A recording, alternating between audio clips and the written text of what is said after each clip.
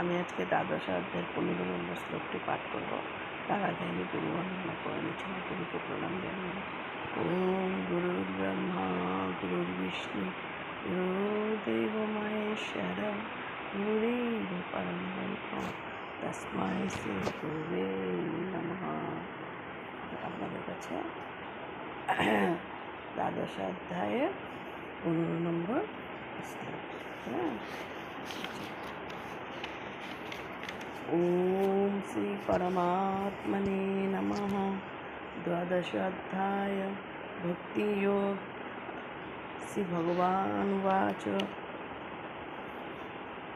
यस्मन्नोदिजते लोके लोकान्नोदिजते चया हर्षामर्षो भयोर्दिग्गो मुक्तो यश्चो मे प्रियः।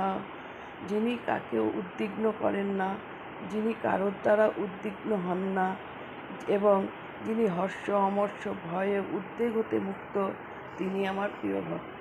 কি সুন্দর কথা! যে অন্য কেউ কোনো উদ্বিগ্ন করে না, ডিস্টার্ব করে না এবং নিজেও ডিস্টার্ব হন না কারোর দ্বারা।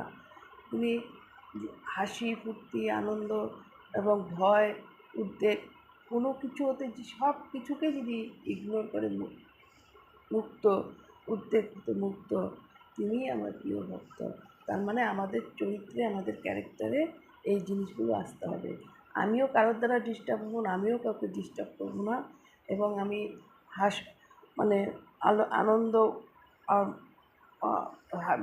আনন্দই হোক আর নিরানন্দই হোক, ভয় উদ্বেগ সব কিছুর থেকে আমাকে মুক্ত থাকতে হবে। যদি আমি বা আপনারা আমরা সবাই এরকমভাবে হতে পারি, তবে আমরা কৃষ্ণের প্রিয় ভক্ত। জয় শ্রীকৃষ্ণ। রাধে রাধে। জয় ভগবান।